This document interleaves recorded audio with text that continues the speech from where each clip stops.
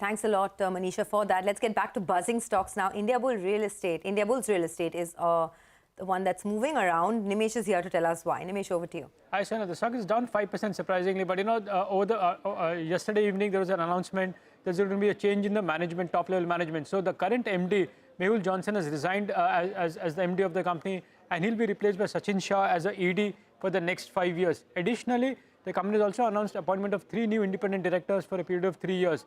Effectively, what this means is there is going to be a further control in the hands of Embassy. Remember, there is a proposed merger between the Indiabulls Real Estate Group and the Embassy Group, which has been pending in NCLT for a very long time. The next hearing for the NCLT is scheduled for tomorrow, which is March 1st. So that will be an important trigger to track as far as the merger is concerned. But in an overnight changes, couple of big changes has happened in the management, and what this alludes to is further more control in the hands of Embassy Group. Okay, all right. Thanks a lot for that, Nimesh. Well, let's hop across to Vivek. He's here to tell us about the MSCI rejig. Vivek? Well, absolutely right. All of these announcements were made earlier in February, but the changes will come into effect today. In fact, all of the passive funds that actually track the MSCI index will be tracking these changes and making these changes in their portfolio today.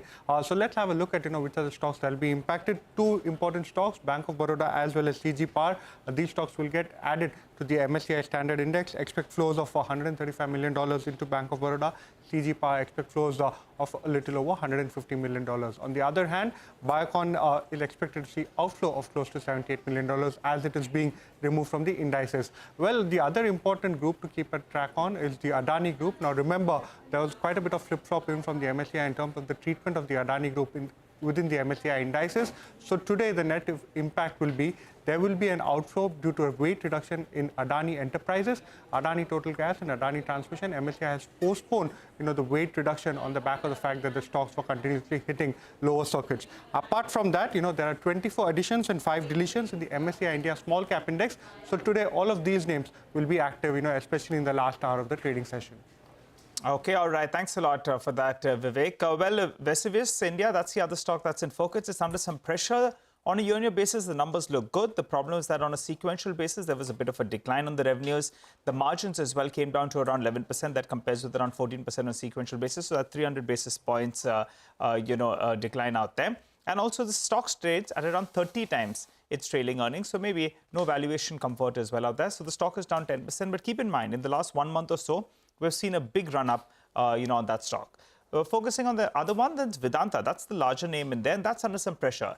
Let's run you through the key fears and why the stock is under pressure. One is the bond yields have surged to more than 35% on Vedanta Resources. I think last count it was close to around 38%.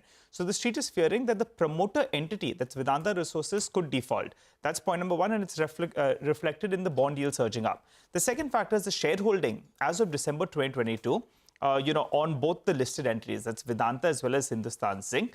The promoter holding is high, but bulk of that has been pledged. For Vedanta, close to 99% of the holding is pledged, and for Hindustan Zinc, out of the total promoter holding, 88% is pledged. So that's a bit of a worry.